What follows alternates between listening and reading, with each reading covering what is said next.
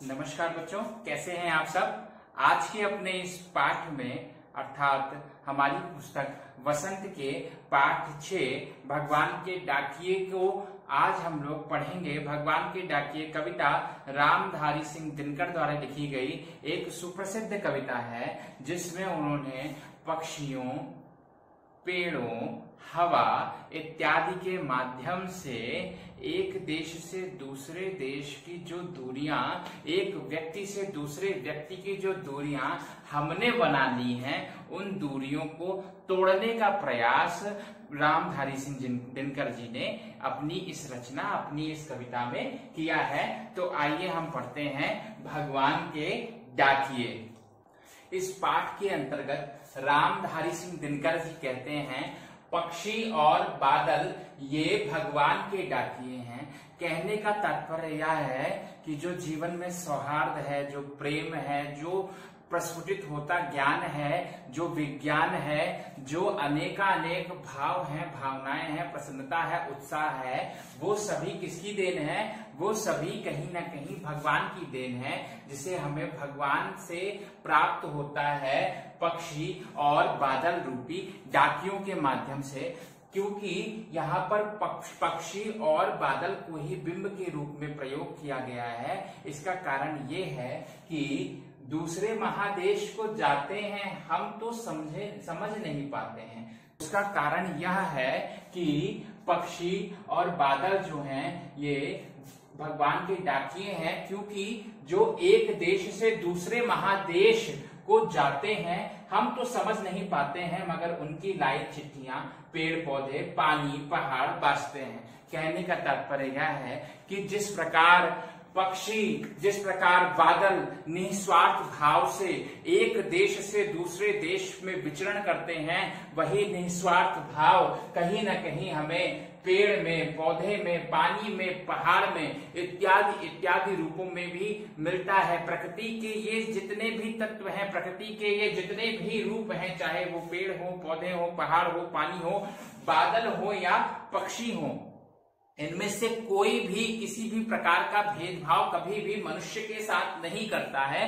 मनुष्य ने स्वयं ही अपने लिए कुछ रेखाएं, कुछ मापदंड बना रखे हैं और नित्य नूतन रूप में उन्हीं मापदंडों पर चलते हुए या मेरा वह तुम्हारा, इन बातों में अटके हुए हैं और वसुधैव कुटुंबकम की भावना को हम पीछे छोड़ रहे हैं। आगे दिनकर जी कहते हैं कि हम तो केवल यह आखते हैं कि एक देश की धरती दूसरे देश को सुगंध भेजती है और वह सौरभ हवा में तैरते हुए पक्षियों की पांखों पर तिरता है। अर्थात हम बहुत ही छोटे रूप में देशों को विभिन्न विभिन्न छोटे छोटे भागों में बांट करके देखते हैं। वहीं जो हमारा सौरभ है, जो हमारा प्रकाश है, जो हमारा दिनमान है, जो हमारा सूर्य है और जो भी अन्य प्राकृतिक तत्व हैं, वे सभी पक्षियों के पंखों पर बैठ करके एक देश से, एक महादेश से दूसरे महादेश तक का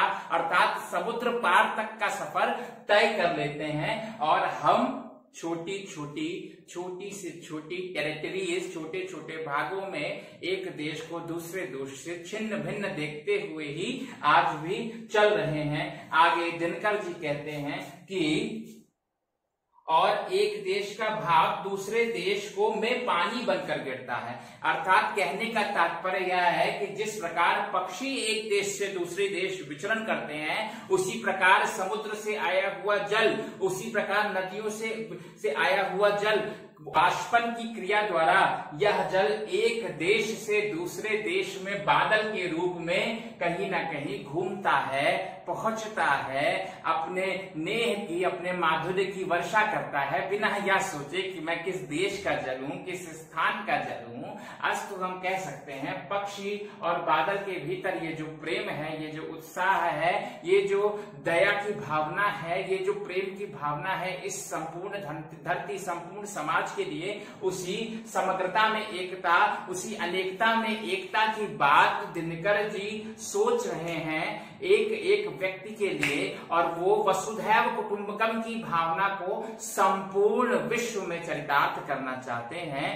किससे प्रेरित होकर के? भगवान के डाकिए अर्थात पक्षी और बादल से प्रेरित होते हुए। इस प्रकार बच्चों हमने आज के अपने पाठ भगवान के डाकिए के अंतर्गत पक्षी और बादल के माध्यम से विभिन्न विभिन्न तत्वों को समझा, जाना, परखा और जो मानवीय भावनाएं हैं उन पर ध्यान केंद्रित किया, और दूसरों के प्रति दया, दूसरों के प्रति प्रेम, दूसरों के प्रति सौहार्द इत्यादि इत्यादि भावनाओं के हमने कहीं ना कहीं और बेहतर रूप से समझा। बच्चों इस प्रकार आशा है आपको ये भगवान के डाकिए पाठ प्रकरण समझ में आया होगा। धन्यवाद।